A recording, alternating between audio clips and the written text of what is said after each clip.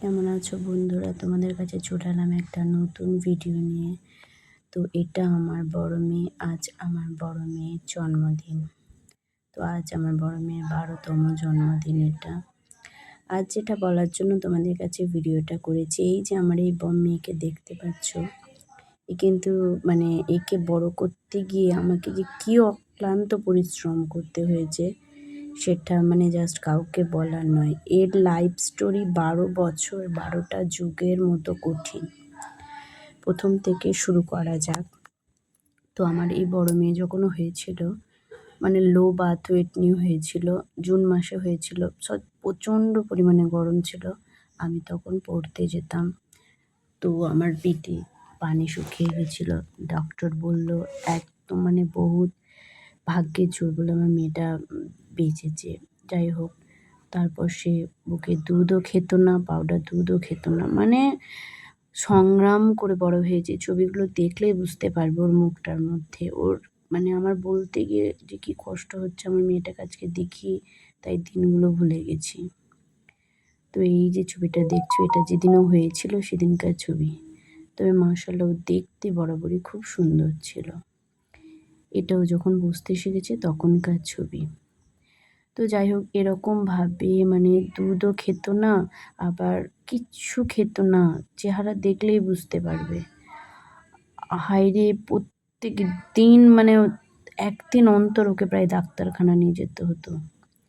এই করে করে মানে বড় করেছি। একটু বড় হতে না হতেই মানে কি করে বলবো, একটু যেই বড় হলো মেনিনজাইটিস। প্রত্যেকদিন আমার ওই যে রোগা ছেলের শরীরে দুবেলা করে পায়ে হাতে ইঞ্জেকশন। সেখান থেকে একটু ভালো হতে না হতেই আমার মেয়ে পড়ে গেল। যখন ও বসতে শিখে পড়ে গেল, হাতটা গেল ভেঙে। ওই তো হাড় শুদ্ধ, তাতে আবার হাতটা গেল ভেঙে। সে এক কষ্টদায়ক।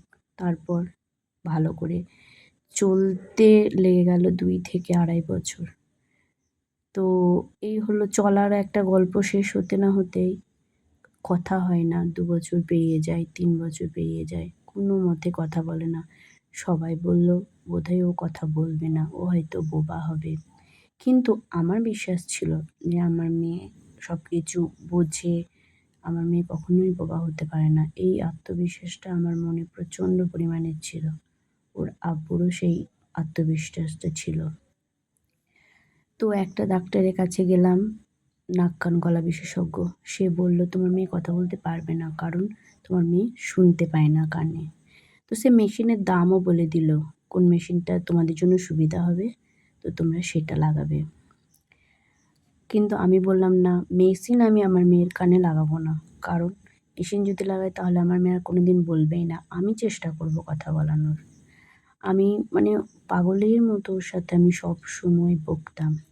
তারপর আমাকে একজন আরেকটা ডাক্তারের খোঁজ দিল, দেবাশিস সরকার বলে, স্বনামধন্য ডাক্তার বর্ধমানের বুকে। তিনি এখন আর বেঁচে নেই। তিনি আমার মেয়েকে দেখলেন এবং একটা টেস্ট করতে দিলেন। টেস্ট করার পর আমায় জানালেন, মা, অনেক বাচ্চার কথা দেরিতে হয়, তোমার বাচ্চারও তাই হচ্ছে। কিন্তু তুমি এটা ভেবো না যে তোমার মেয়ে কথা বলবে না, কারণ একটা বাচ্চার সাথে কখনোই আর একটা বাচ্চাকে কম্পেয়ার করো না। তার কথার ওপর ভিত্তি করলাম, আমি বিশ্বাসটা রাখলাম। তো আমার মেয়ে আজ সব কিছু দিক দিয়ে আল্লাহর রহমতে সক্ষম। কিন্তু আমার এই মেয়েকে বড় করতে গিয়ে আমাকে মানে এইটুকু ভিডিওতে বলা সম্ভব নয় কী কষ্ট করতে হয়েছে।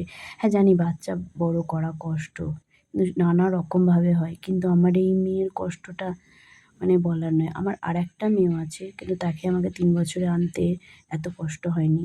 ওই 3 বছর আনতে আমার এই বড় মেয়েকে যা বেগ পেতে হয়েছে। তো আজকের মতো এইটুকুই, পরে